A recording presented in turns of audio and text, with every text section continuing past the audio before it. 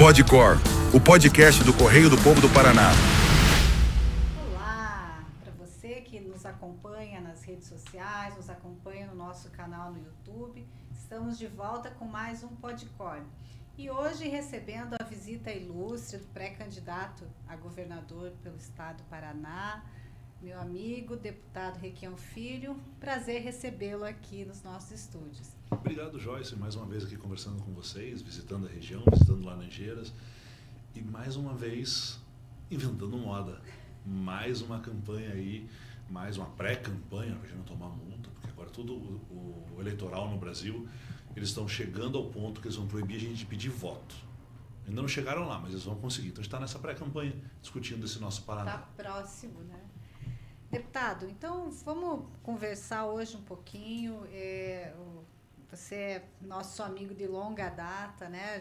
Já esteve aqui muito antes de ser deputado, já esteve aqui acompanhando as comitivas do ex-governador. Mas conta um pouquinho hoje, quem é Requião Filho? Bom, no Brasil a gente tem mania de começar dizendo a nossa profissão, né? Ah, deputado. Requião Filho é o pai do Marcelo e do Matheus. 2 meninos gêmeos de 11 anos de idade que me deixam completamente maluco pro bem e pro mal.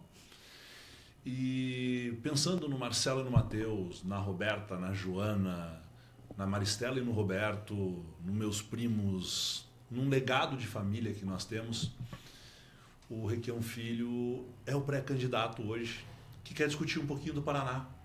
Porque eu estava lá quietinho na Assembleia, não tão quieto assim, mas estava lá, estava tranquilo.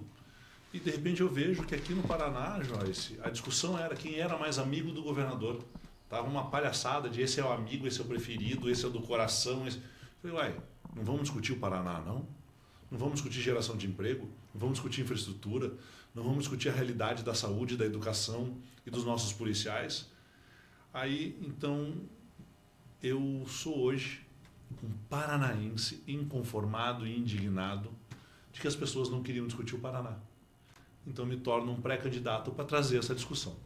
Maravilha. Até lembrando que democracia pressupõe exatamente o maior essa número abertura. de candidatos, o maior número de propostas, de programa, de debates. E quando eu vejo que você nos recebe, você abre as portas para quem vem, para quem conversa, tanto a mim quanto aos demais candidatos que vêm aqui, isso para nós é muito caro, é muito especial, porque no Brasil estão tentando fechar as portas. A política foi feita no Paraná e no Brasil nos últimos anos, buscando sempre diminuir o número de candidatos. Os partidos eram negociados, vendidos, comprados, alugados, cooptados, para que a gente tivesse que escolher entre o menos pior. Não em quem entre eu queria votar, não em quem me trazia uma proposta melhor. Mas a política no Brasil e no Paraná ficou assim, vou votar no fulano para não votar no ciclano. E nós precisamos de um debate, a gente precisa enriquecer esse debate político. Tudo bem, mas ainda que você seja o pai do Marcelo e do Matheus, parabéns, um abraço para os meninos, prestigiem a gente aí. Quarto mandato, terceiro mandato de deputado? Terceiro mandato de deputado estadual, líder da oposição, advogado formado, líder da oposição nos últimos governos, uma oposição firme, uma oposição que não era o não pelo não. O que era bom a gente votava, o que a gente discordava a gente explicava o porquê. E isso que a gente tem feito. Porque ser oposição ao governo não é ser contra o Paraná, é muito pelo contrário, é ser a favor. Eu queria ver os nossos policiais bem pagos, bem remunerados e com plano de carreira. O atual governo queria fazer propaganda. Eu vejo na nossa educação números maravilhosos, mas quando eu converso com os alunos, com os pais dos alunos e com os educadores, a realidade que me é passada é completamente diferente da propaganda e dos números apresentados. Então, quando eu digo que sou oposição ao atual governo, não é porque eu não gosto da figura do governador, da pessoa. Eu mal conheço o governador. Eu fui deputado com ele, ele era secretário. Quando ele voltou para o plenário, ele não ficava lá. Então, assim, eu não tenho uma vivência com ele de pessoa. Não sei se ele é gente boa, não sei o que ele bebe, não sei o que ele come. Realmente não sei. O que eu não gosto é que ele vendeu a Copel. Isso deixou a energia mais cara e o serviço ruim para o campo, para a indústria e para as empresas. O que eu não gosto é que ele fez mudanças na polícia, onde os coronéis, os oficiais, ganharam novos batalhões, novos cargos, melhores salários, e o policial que defende a mim e a você diariamente fica com uma redução de salário, com um salarinho desse tamanho. Então, assim, eu não gosto da visão que ele tem de Estado. E dentro dessa proposta que você traz, o que você, ao longo desses 8 anos na oposição, você já citou algumas, né? Mas eu já conheço alguns colegas seus que na oposição se queimaram de tal maneira que depois não se reelegeram. E você, pelo contrário, fez uma votação maior e trouxe... Ao que você atribui isso, Requião? Coerência. Coerência entre o que eu falo e o que eu faço, entre o discurso e o voto, entre a proposta que eu levo e o que eu tento construir. Porque você mudar de time, mudar de lado conforme o momento político, eu acho que a população já cansou um pouco disso. E é exatamente isso. Eu não sou contra porque sou contra, porque ele não era do meu partido, porque ele não gosta de azul. Eu sou contra porque eu não concordo, eu explico porque eu não concordo, explico o que eu acredito que tem que ser feito. Então, assim, isso nos dá, junto à população do Paraná, uma certa confiança. Porque os caras falam, não, Requião, mas o que o Requião falou é o que ele faz. E o que ele faz é o que ele fala. Então, assim, essa coerência nos permite conversar com todo mundo. Eu consigo chegar numa região e conversar com o Sindicato dos Trabalhadores Rurais e consigo ser atendido pelo maior proprietário da região. Eu consigo chegar numa fábrica e falar com o dono e falar com o chão da fábrica. Eu consigo falar com o policial, com o praça e conversar com o oficial. Então, eu sei da importância do agricultor e do agro. Eu sei da importância da multinacional e da microempresa, da pequena indústria local. E assim, o que falta hoje é diálogo com todo mundo. Porque o governador se diz do diálogo, ele fala, meu Deus como fala. Mas ele só fala com quem ele quer, com quem ele gosta. Ele não fala com todo mundo. E é isso que eu acho que está faltando no Paraná. Então, vamos pegar esse capítulo das privatizações. Num eventual seu governo, você acha que dá para reverter? Ou eu não sei como é que ficou o caso da Celepar. A Celepar está parada na justiça. Então ela não foi vendida. A Copel, ela abriu mão, mesmo tendo o maior número de ações majoritárias e com direito a voto, ela abriu mão de decidir os rumos, a Sanepar abriu mão de decidir os rumos da companhia. Ou seja, ela hoje, apesar de ainda ser uma empresa mista, pública, ela trabalha para atender os acionistas de fora. A maior preocupação da Sanepar não é atender a Cantu, é mandar dinheiro para São Paulo, para Nova York e para a China. E para onde quer que estejam seus acionistas. Não é investir em água e esgoto nas comunidades longínquas, porque isso não dá retorno imediato. A Sanepar só faz uma rede de esgoto se o retorno vier em menos de X anos, 9 anos, se não me engano. E uma rede de esgoto é algo caro e o retorno sempre é longo. Então a Sanepar hoje ela atende uma prefeitura se a prefeitura fizer o esgoto e cobra como se ela tivesse feito. E a tarifa da Sanepar está caríssima e o serviço está ruim. Mas isso dá para reverter com decisão de acionistas e com um governo sério e politicamente engajado nisso. Já a Copel, que vem quebrando o nosso produtor rural, que vem dificultando a vida da indústria e dos empresários, sem falar da família paranaense com a conta caríssima, subiu 20% agora a conta de luz, para mim e para você na nossa casa. Mas a conta de luz para o empresário, para a indústria, subiu 50%. 50%. Isso é um baque muito grande. Vai ficar tudo mais caro para mim e para você quando a gente for comprar. Porque ficou mais caro de produzir, ficou mais caro para vender, ficou mais caro. Então, assim, a Copel eu ainda acho que vai acabar naqueles informes da Globo, que vem aquela musiquinha, aquele negócio com todo mundo preso. Porque a privatização da Copel aconteceu com a ajuda do BTG e do Master, do Tanuri e do Vorcaro.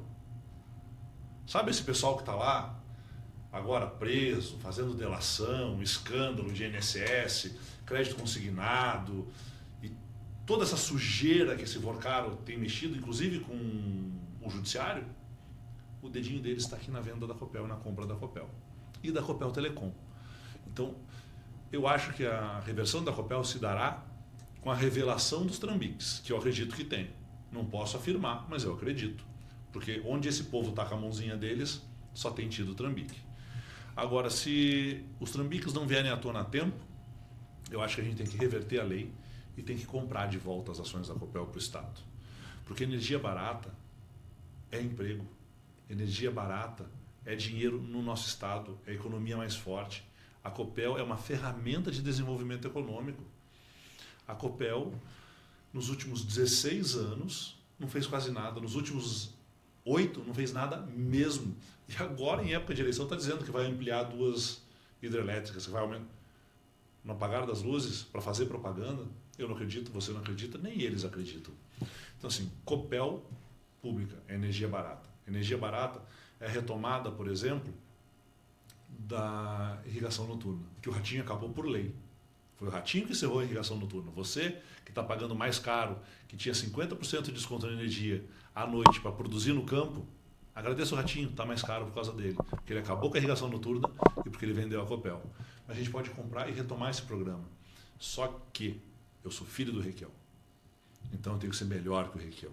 Não pode ser só para o campo mais. No momento que a gente está, da economia brasileira, é energia noturna mais barata para a indústria também, para as empresas também, para que o mercado possa ter uma folga e um respiro e contratar mais gente, para que a empresa possa contratar mais gente, para que a indústria possa produzir mais. Porque a Copel, ela não pode dar prejuízo, mas o lucro não pode ser o único objetivo dela. Tem que ser o desenvolvimento econômico e social do Estado. Então, a energia barata à noite para o campo, para a indústria e para a empresa. Com isso, o cidadão paranaense vai ter um custo de vida menor, vai sobrar mais dinheiro e vai aquecer a economia. Então, a gente precisa retomar essa Copel para que ela possa ser novamente uma ferramenta aqui no Estado. E energia barata atrai a indústria. E aqui na região, a gente precisa de indústria. Isso, acho que é importante a gente agora entrar na região. Só uma questão, deputado. Quando a Copel foi vendida, acho que ela foi vendida aí em torno dos 10 bilhões. 5 bilhões, o Estado recebeu bilhões. 3. Hoje ela está valendo quanto? Só de lucro esse ano ela deu 1,3 bilhões. Então, assim, as ações também vão ter uma valorização. Tiveram uma valorização absurda, porque a Copel ela deixou de investir, ela deixou de contratar, ela demitiu a equipe e ela valoriza o lucro. Então, quem tem ação, a ação valoriza. Só que o serviço para o homem do campo, para a indústria, ele piora. Porque a hora que cai a energia, não tem equipe para ela arrumar.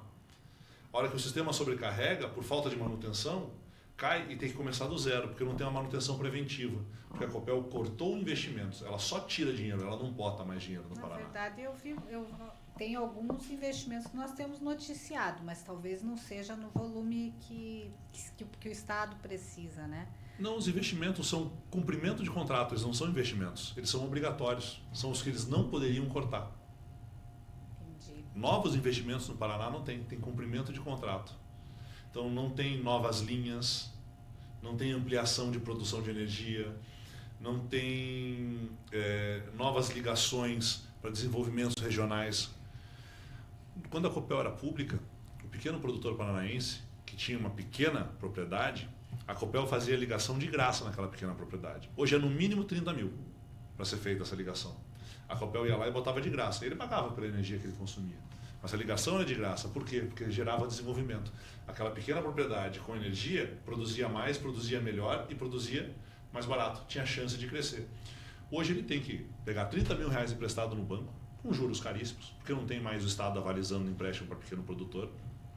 Ele tem que colocar em risco a sua safra, porque não tem mais seguro safra no Paraná e no Brasil, que vale a pena. Você pode até contratar, mas o custo é absurdo, que chega a ser temerário para o produtor, ele fica correndo esse risco. Não tem mais um Estado parceiro ajudando ele a produzir, com distribuição de calcário. Então, ficou difícil para o produtor crescer. Agora, você passeou em várias secretarias aí, né? Principalmente em termos de agricultura. Você acha que a situação é local, é do Estado, ou também depende dessa conjuntura que a gente está vivendo aí de insumos mais caros? Insumos mais caros, moeda internacional, mas aqui no Paraná é falta de parceria. Porque as grandes cooperativas, elas vão muito bem, obrigado. E tem grandes partes de ajuda do governo, deixando de cobrar imposto para cooperativas que contrataram algum apresentador aí como embaixador da marca, por exemplo. Né? Esses caras ganharam quase 400 milhões de reais de isenção fiscal e, em troca, contrataram de forma legal e moral, mas um grande apresentador que é o embaixador da marca. Né? Então, assim, não justifica, porque quem mais produz, quem mais precisa é o pequeno. A cooperativa ela é importante, ela precisa de ajuda. Mas a gente não pode esquecer do pequeno. Então, veja, o pequeno não tem mais calcário. Nós tínhamos um programa de calcário. As pequenas propriedades que ficam nos pequenos municípios não tem mais um convênio da prefeitura com o Estado para manutenção de estrada rural. O escoamento da sua produção e a chegada de insumos é dificultado e fica mais caro, porque o Estado abandonou. O Estado não está mais lá com técnicos como tinha antes, ajudando a produzir mais com menos. Não tem mais pesquisa de tecnologia para atender esse pequeno agricultor. Não tem irrigação noturna, não tem o Estado ajudando com fundos de crédito. Então o Estado abandonou o pequeno agricultor, ele se preocupou só com o grande agro. Importante, novamente, mas não é o único. Porque o grande agro é importante na economia. Mas o que chega na nossa mesa, na mesa do Marcelo e do Matheus lá em Curitiba, foi a agricultura familiar que fez, que plantou e que produziu. Muito da agricultura familiar. Deputado, dentro desse rol de propostas, quais são as 3 que você elenca como as mais relevantes dentro da sua campanha rumo ao governo do Estado e trabalhando também com a questão da geração de emprego, né? E depois eu queria entrar na região da Cantu. Mas geração de emprego, ela vai pegar a Cantu, ela vai pegar Foz, ela vai pegar o Oeste, porque o Paraná, para gerar emprego, ele precisa baixar o custo do Paraná. O custo do Paraná é um dos mais caros do Brasil hoje. Energia cara, água cara e imposto caro. O Ratinho baixou o IPVA, mas ele subiu o ICMS. Tudo que você contrata e tudo que você compra ficou mais caro porque subiu por 2 vezes o ICMS, que é o imposto estadual. Então, energia cara, água cara, imposto caro e logística cara. E a logística não é só o pedágio que ele colocou, dizendo que ia ser mais barato e hoje é mais caro. A logística é também a falta de novas infraestruturas, de novos projetos de ampliação. Por exemplo, a falta de ampliação na nossa rede ferroviária. Nós poderíamos ter uma rede ferroviária muito maior do que a que temos hoje, muito melhor do que a que temos hoje, ajudando a indústria da madeira, ajudando quem planta commodity, as próprias cooperativas, né? Porque tanto faz para quem planta commodity ou para quem produz industrializados, se leva 2 horas, 2 dias ou 1 semana, desde que chegue com segurança ao destino num custo baixo. Então, isso é uma ferrovia. Segurança, garantia de entrega e custo baixo, inclusive de seguro. Mas, ao mesmo tempo, nós não temos interligação municipal. As cidades não se interligam. E as obras que são feitas, elas são feitas sem projeto, sem conexão. Quando o governo faz uma obra, é uma obra eleitoreira. Porque vai ajudar um candidato a deputado, porque vai ajudar um secretário que é candidato a alguma coisa, ou porque muita gente passa por ali. Não é necessariamente uma obra que vai ajudar o desenvolvimento de uma região. E se essa obra é feita aqui na Cantu, ela não conversa com o sudoeste, ela não conversa com o norte do estado, ela não conversa com o porto. Ou seja, não tem um planejamento. É meio que no oba-oba. É como se você estivesse construindo uma casa e arrumasse o banheiro da suíte antes de terminar a fundação. Ou se você estivesse fazendo a cozinha sem estar com o telhado pronto. É mais ou menos assim que acontece hoje no Paraná. As obras acontecem para ficarem bonitas, não necessariamente porque elas conversam e porque há um planejamento. Então, assim, nós temos que baixar o custo do Paraná, nós temos que ter um planejamento fortíssimo de logística no Paraná, de infraestrutura, de ligação entre as cidades, e precisamos ter um polo tecnológico. Mas veja, não quero vender para vocês aqui que nós vamos transformar o Paraná no Vale do Silício, porque não adianta querer fazer iogurte se não tem leite. Então, assim, a gente precisa ter primeiro a agroindústria, porque o Paraná é um estado agrícola. E se nós tivermos a agroindústria industrializando o nosso produto agro, já é um passo bem mais fácil. A fundação está pronta. Daí nós temos que ter cursos técnicos nas escolas de segundo grau, de acordo com cada região tem o seu curso técnico. Não adianta eu querer ensinar agronomia lá em Curitiba, né? Tem que trazer para o interior. Então a gente traz o curso técnico. Em cima disso, IFPRs, universidades, faculdades, UFPRs, ITFPRs, e daí nós vamos montando sim o polo tecnológico em cima daquilo que produzimos. E daí, na sequência, a gente passa para computadores, softwares, esse sonho maluco. Mas é um pé depois do outro. Não adianta querer correr antes de conseguir andar. É arroz com feijão bem feito, Joyce. Eles gostam de vender. Não, Paraná, vai ser o Vale do Silício. Nós não estamos conseguindo fazer soja, transformar a soja em óleo. Né? E nós vamos, de repente, aqui virar o Vale do Silício, fazer o carro da Tesla. Não é bem assim. Então, acho que a gente tem que entender primeiro quem somos, de onde viemos e até onde queremos chegar. E daí, passo a passo, a gente vai construindo com seriedade. Aqui na região, hospitais regionais, para dar um exemplo. Eu vou lá em Pitanga. O pessoal me pede Hospital Regional de Pitanga. Mas eu tenho que lembrar que dos 11 hospitais regionais que o Requião ergueu, mais o de Guarapuava, por exemplo, que atende a macro-região, não estão funcionando. Então, adianta fazer um hospital em Pitanga antes de botar os outros para funcionar, contento? Então, a gente tem que primeiro organizar a casa, limpar a bagunça, botar para funcionar, e daí sim, com os 11 hospitais funcionando, com Guarapuava atendendo, a gente pensa no hospital de Pitanga. Porque daí a gente não está botando o carro à frente dos bois, a gente está fazendo o dever de casa. Eu acho que é isso que o Paraná precisa, um pouquinho mais de cuidado e respeito com o dinheiro público. Não tem que fazer obra porque ela dá voto, tem que fazer obra porque ela vai mudar a vida das pessoas. Porque uma estrada, ela só vale a pena se ela mudar a vida da população que vai usar aquela estrada. Um hospital só vale a pena se ele tiver alma. Ele só vai ter alma se ele atender aquela cidade, aquela região. Não pode ser no oba-oba, não pode ser obra para ganhar voto, tem que ser obra para mudar e melhorar a vida de gente. Muito bem. E nesse aspecto, o seu pai há muito tempo falava que a Cantu era a segunda região mais deprimida do estado. Às vezes a gente fala que precisa se livrar um pouco desse título, porque nós queremos ser a região mais povo alegre, né? É um povo trabalhador, é um povo que respeita a sua origem, que é muito forte isso de origem, né? Isso é muito bom, porque, novamente, quem não sabe de onde veio não sabe para onde vai. Então, se a gente sabe a nossa origem, se a gente sabe qual é o nosso forte, a gente tem que explorar isso. Exato. E aqui é um povo trabalhador, é um povo que não tem medo de trabalhar, é um povo que enfrenta. E se consegue sobreviver sem a ajuda do Estado, imagina com a mão forte do Estado puxando para cima, ao invés de empurrar para baixo. Imagina, Joyce, que a padaria, que eu vou daqui a pouquinho comer um sanduíche lá, em vez de ter um fiscal cobrando imposto, ICMS 100% dela, enquanto a Ambev não paga imposto, o Requião Filho fosse eleito governador e o plano dele de ICMS zero para pequena e microempresas estivesse implementado. Porque o Requião fez faixa de isenção. Eu sou, novamente, filho dele, tem que fazer mais e melhor. O nosso plano é ICMS zero até 2033 para pequena e microempresa. Vai ter lá que ter carteira assinada, um número X de empregados por determinado setor para haver essa devolução para o Estado.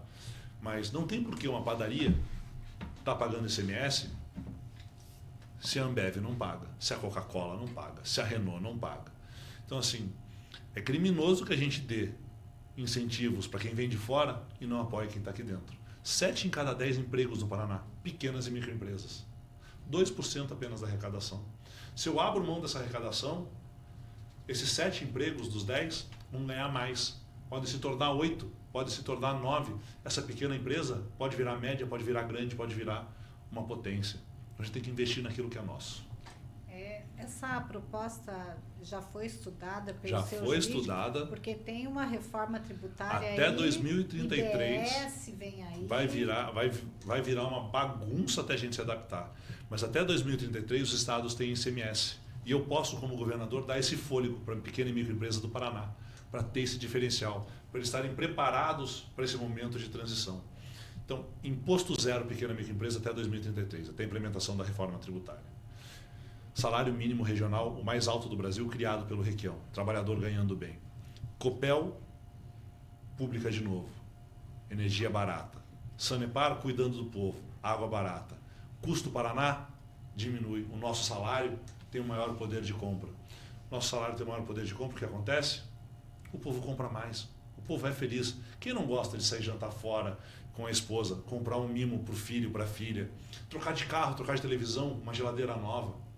Então, se a gente tem um custo Paraná menor e um salário mínimo forte, e apoia o empresário, o patrão, para que ele possa pagar. Porque também não adianta fazer o discurso do oba-oba. O salário mínimo tem que ser 5 mil reais. Maravilha. E como é que o empresário consegue pagar esses 5 mil reais? Como é que o industrial consegue pagar esses 5 mil reais? Então a gente tem que dar condições para que isso aconteça. E isso é uma questão de entender. Então, sim, temos o estudo jurídico, é possível baixar o ICMS para zero de pequenas e microempresas, até porque basta fazer uma revisão na isenção fiscal que tem no Estado. São 25 bilhões, 22 bilhões, podendo chegar a 25 bilhões de isenção fiscal para os amigos do rei. E se a gente passar um pente fino nisso, eu tenho certeza que isso diminui. Quando o Beto era governador, há 9 anos atrás, não, 9 não, há 7 anos atrás, era 9 bilhões. O Ratinho mais do que dobrou a isenção fiscal. E não dobrou o número de vagas de emprego no Paraná, não dobrou o investimento dessas empresas no Paraná. Foram simplesmente empresas que conheciam o governador que foram ganhando incentivos, enquanto aqui em Cantu, a padaria é faca no pescoço. O pequeno empresário é faca no pescoço. A fábrica de ração é faca no pescoço. O pequeno laticínio é faca no pescoço. Mas quem tem dinheiro para estar perto do governador, anda de avião, anda de carro importado e financia a campanha, aí é tratado com pão de ló. Isso é sério. Deputado, eu queria que você, que conhece bem a Cantu e já visitou todos os municípios aqui em volta, elencasse para a nossa audiência o que é possível fazer, que necessidades você vê e como governador, como é que você atenderia? Nós temos que manter o filho da Cantu na Cantu. O que eu quero dizer com isso? É criminoso que o filho de um agricultor, que um filho de Novas Laranjeiras, de Laranjeiras do Sul, tenha que ir para Curitiba, para Cascavel, para Foz do Iguaçu, para Maringá, para ter acesso a um curso, para ter acesso a um futuro. Então a gente tem que trazer para cá essa potência que é o ensino superior do Paraná. Então tem que trazer IFPR, tem que trazer o FPR, ITFPR, campos de universidades estaduais para cá. Você sabe que nós temos a federal aqui. Sim, mas nós precisamos aumentar. Sim, né? Nós precisamos aumentar. A federal veio aqui, né? Tem em Pitanga, tem campos de institutos, mas a gente tem que aumentar isso para que ele não precise ir embora. Ele tem que ficar aqui, ele só vai embora se ele quiser, não por falta de opção. Certo. Mas com isso a gente tem que trazer também indústrias, tem que trazer emprego, tem que aquecer o mercado. E tudo isso passa por baixar impostos, baixar custos e melhorar a logística também. Porque para eu trazer uma indústria, ele vai perguntar, mas governador, como é que é o imposto lá? Se eu falar que é caro, opa, difícil. Mas o custo de água e luz? Se eu falar que é caro, mais difícil. E a logística? Governador, você quer me quebrar, né, amigo? Daí você está dizendo que isso é um conjunto. Isso é um conjunto para a gente. Que serve para o Estado. Serve para o Estado e vai servir para cá. Cantu. Mas assim, tem que industrializar, tem que trazer uma rede de saúde melhor, tem que trazer uma rede de infraestrutura melhor. As cidades não estão ligadas. Né? As estradas vicinais que nós temos, elas são estradas lindas para um passeio, complicadas para uma produção. Então a gente precisa entender essa diferença. Deputado, você sabe que existem reivindicações bem pontuais que a gente tem dito aqui, principalmente está no nosso anuário, mas também assim a questão da duplicação da 277, que no primeiro projeto lá atrás do Lerner, eu lembro que a gente olhava o mapa da duplicação, da proposta. Maravilhosa o mapa, né? Era maravilhosa, só que ela tinha um problema. De Guarapuava a Cascavel, ela pulava essa região e a duplicação terminava em Guarapuava e recomeçava em Cascavel. Naquele governo. E a gente ainda brincava, será que eles acham que os carros vão voar esse período? Então a Cantu sofre essa. Porque aquele talvez pedágio. Já um preconceito. Aquele pedágio, como esse pedágio de agora, feito pelo Sandro Alex, que era o secretário de infraestrutura, Sandro, o pedágio também é culpa sua. A gente tem que entender que ele foi feito não para atender a você e a mim. Ele foi feito para atender as pedageiras. Eu nunca vi um contrato com tantas garantias para pedageiras e tão poucas obrigações. Veja, eles já receberam no ano passado 400 milhões de reais a mais do que poderiam ter recebido, que deveriam ser automaticamente revertidos para um fundo investidos em obra, que foi distribuído em lucro. E quando a gente perguntou para o governo o que você vai fazer, o governo falou: nada. Meu Deus do céu, me desculpa o bom português, mas que bando de bundão. Eles não lutam pelo interesse público do Estado, eles lutam pelo interesse deles. Então, o pedágio que foi feito pelo Sandro Alex, pelo Ratinho, pelo Bolsonaro, que era o presidente na época, pelo Tarcísio e pelas pedageiras, é uma cópia muito mal feita do contrato passado. Existem garantias para as pedageiras e não existem deveres. As obras todas começaram a ser inauguradas. Tem obra inaugurada do pedágio no Paraná inteiro. Inaugurada. Elas sequer estão andando. Elas ficam bonitas na foto, na inauguração, na rede social, e você passa lá, tem uma máquina e 2 peão. E o pedágio está fazendo o que sempre fez, cortando mato e pintando faixa, e cobrando muito caro por isso. Infelizmente, hoje o pedágio é uma realidade para os próximos 35 anos, na mão da NTT, Agência Nacional de Transportes Terrestres, que já se mostrou pró-pedágio e contra o povo paranaense. E daí nós vamos cair na mão da Justiça Federal, do STF e do Ministério Público Federal. Tem muita gente boa, mas tem muito vagabundo. Vamos ter que torcer. Muito bem. Eu queria uma análise tua também, porque não se governa isoladamente, né? A gente já teve dificuldades em alguns governos aí, quando o Estado está de um jeito, a União está de outra.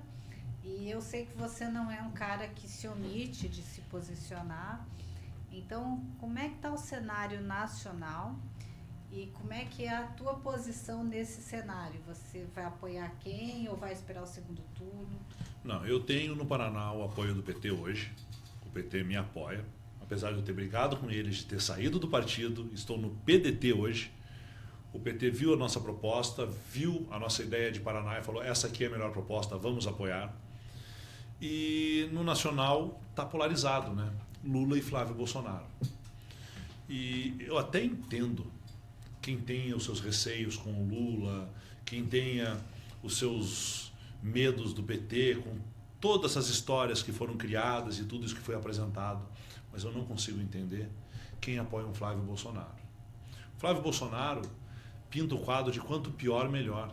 Tem um novo tarifaço aqui que vai quebrar com as indústrias de madeira, que foi colocado lá pelo irmão do Flávio, pelo próprio Flávio.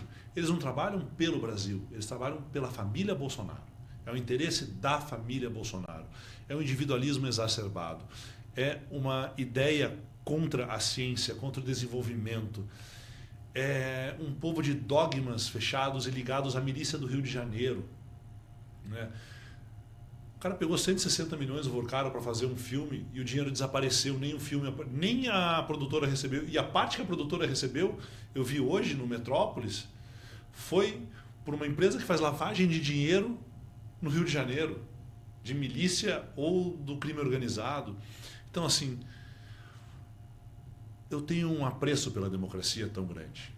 Então, assim, eu entendo que muita gente acha que o Lula não é o ideal, mas eu vejo no Flávio o caos. E vejo no Lula a possibilidade de manter programas sociais, de ter um bom diálogo com o Paraná, de ter um bom diálogo com o Itaipu. Espero um Congresso mais equilibrado. Nós estamos na mão de um Congresso caótico, envolvido em escândalos para todos os lados. Aquele pessoal do Centrão lá, envolvido com todos os escândalos do INSS, do Vorcaro, do Master. É um absurdo quem está à frente do Senado e à frente do Congresso Nacional. Então, espero que a gente eleja um Senado e um Congresso, uma Câmara mais equilibrada, mais ligada ao povo e não aos seus próprios interesses. E entendo que eu quero votar daqui a 4 anos. Porque se não tiver bom, eu posso mudar. Eu posso votar. Eu posso escolher o mesmo candidato, outro candidato, um novo programa, mas eu quero ter esse direito de votar. E a nossa democracia é muito frágil para ficar na mão de uma família que já tentou o golpe uma vez.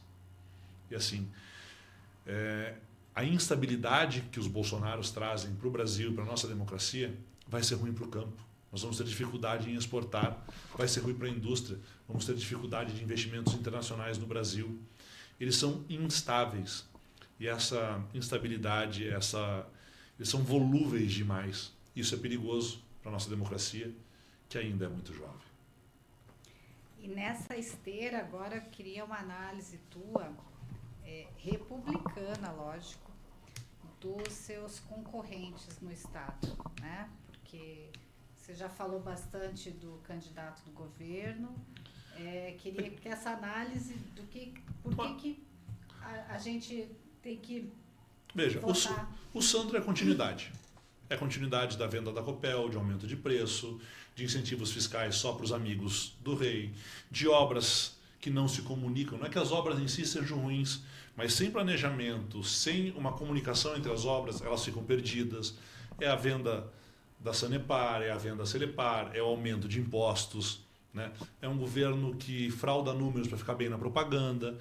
Então eu não vejo o Sandro, e nada contra ele. Gosto muito, inclusive, do Marcelo, do irmão dele, que é meu colega lá na Assembleia. Mas eu vejo o Sandro a continuidade de algo que está indo para o caminho errado. Certo. Sérgio Moro. O Sérgio é só ódio. O Sérgio não tem proposta.